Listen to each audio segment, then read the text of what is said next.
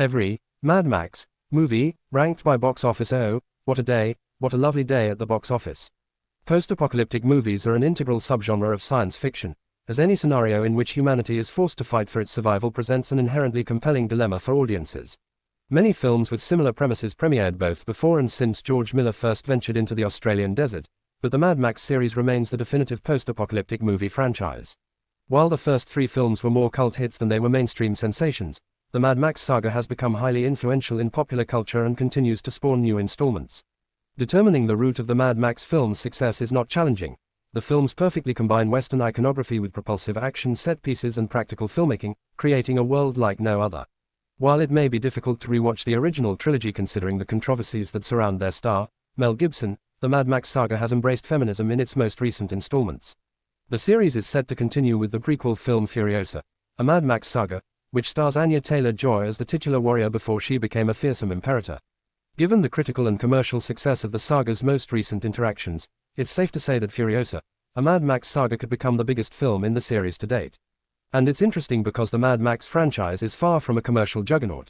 In fact, it has reached as many peaks as it has sunk to profound valleys.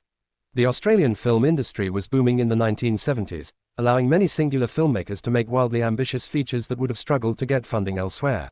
While it ranks as the lowest-grossing installment in the series, Mad Max is one of the most impressive directorial debuts of all time. Despite the sparse resources and fairly straightforward narrative, Miller creates an imaginative look at the ramifications of a global meltdown that is both purposefully exciting and shockingly grim. Although its global box office of just over $8 million wasn't a game-changer, the original Mad Max served as a proof of concept for the series that allowed its subsequent installments to succeed.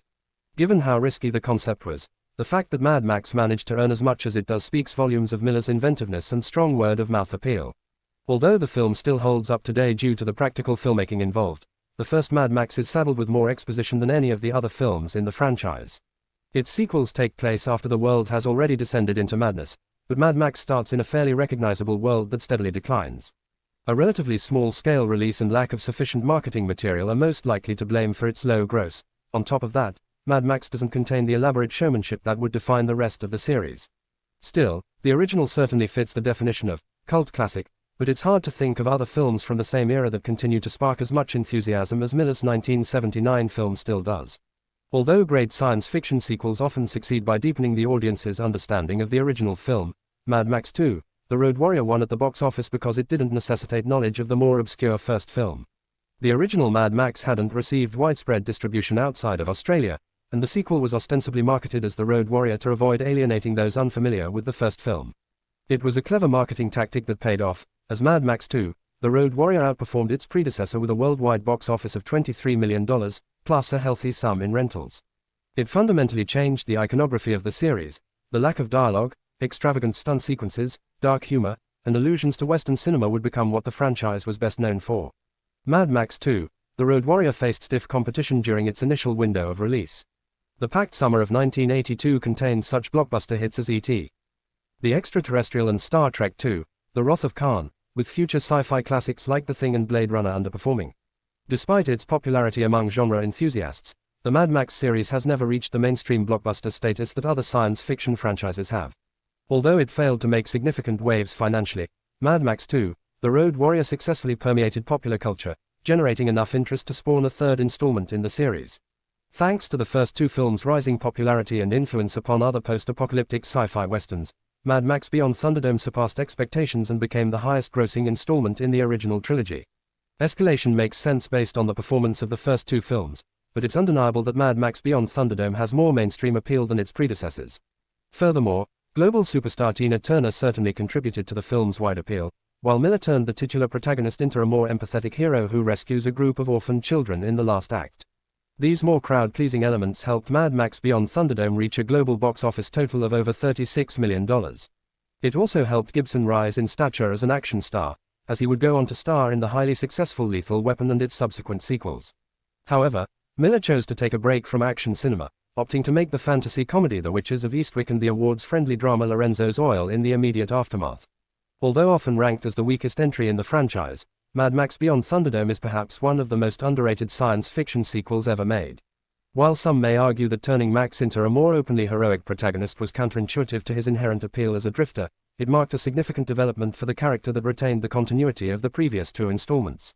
Ending with an explosive showdown between Max and a group of villainous barbarians served as a perfect trilogy capper, even if the final shot suggested that he would once again be venturing into the wasteland on his own.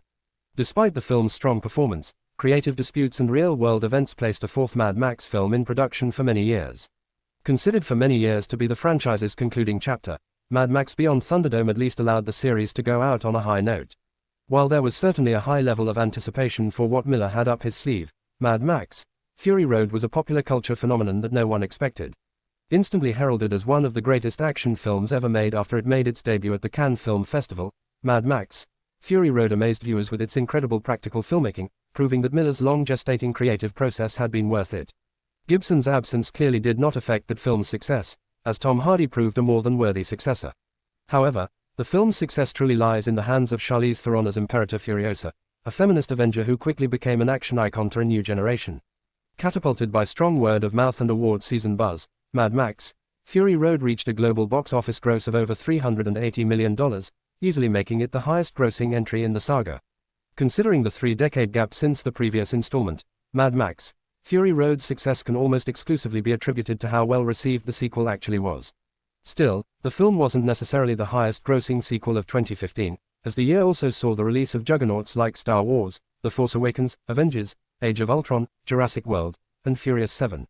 That being said, Mad Max Fury Road's box office dominance was impressive, especially for an R-rated film from a long-dormant franchise. Its success at the Academy Awards was also notable. Whereas only a handful of sequels have been nominated for the top prize, Mad Max Fury Road was nominated for Best Picture and Best Director, taking home trophies for Best Editing, Best Costume Design, Best Makeup and Hairstyling, Best Sound Mixing, Best Sound Editing, and Best Production Design. If you are new to our channel, then like and subscribe.